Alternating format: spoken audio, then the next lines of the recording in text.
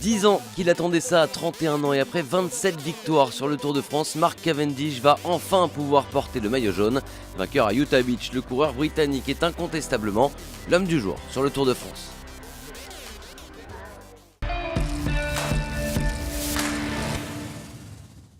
La 103e édition du Tour de France est enfin lancée. Une première étape entre le Mont-Saint-Michel et Utah Beach, longue de 188 km dans le département de la Manche. Pas de réelle difficulté, un parcours taillé pour les sprinteurs.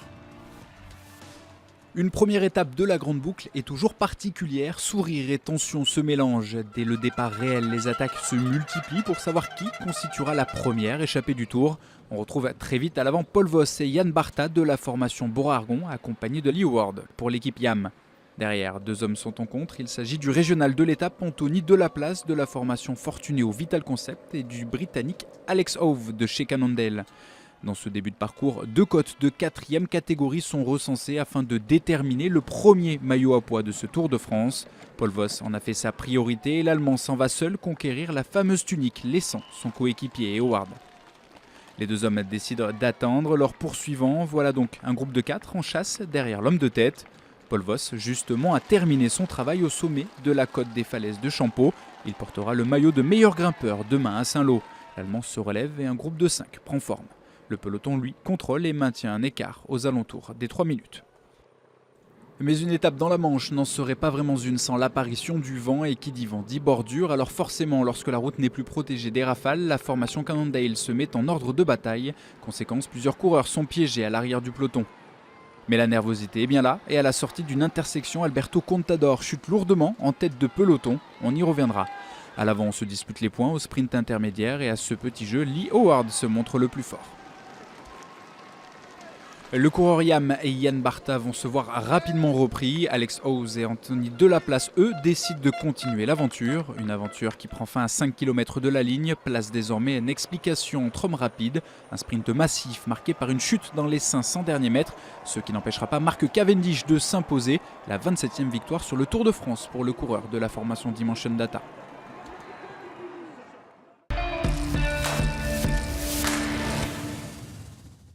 Et puis l'image du jour, c'est cette chute d'Alberto Contador. Grosse frayeur pour le leader de l'équipe Tinkoff, touché à l'épaule et à la hanche. Il a pu repartir avec le maillot déchiré, comme vous pouvez le constater.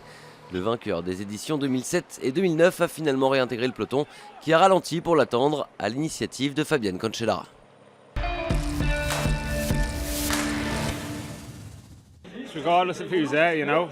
Peu importe qui est en face, le Tour de France, ça reste le Tour de France. Remporter une étape, c'est incroyable. Vous savez, de pouvoir revêtir ce maillot, c'est un honneur puisque ça ne m'a encore été jamais donné, et de vivre cela jusqu'à maintenant. Ça me rend un petit peu émotif. Demain, ça va être un jour spécial pour moi.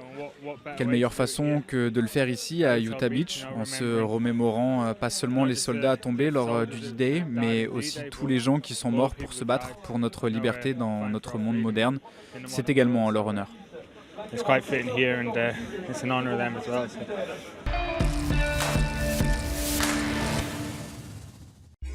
Mark Cavendish devance donc sur la ligne d'arrivée ses habituels rivaux Marcel Kittel et Peter Sagan. André Greipel est 4e, le premier français Christophe Laporte est 6e juste devant Brian Cocard.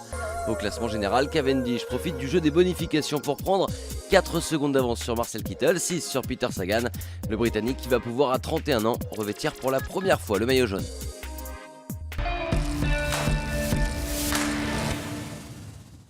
Ce dimanche, rendez-vous à Saint-Lô, le chef-lieu de la Manche, pour une étape de 182 km qui emmènera les coureurs à Cherbourg en Cotentin. Attention au vent qui pourra jouer un rôle majeur, à la côte de la Glacerie aussi, où se jouera la victoire d'étape. En attendant de voir quels coureurs seront capables de se démarquer dans ce finish promis à un puncher, on se quitte avec les plus belles images de cette première étape du Tour de France 2016.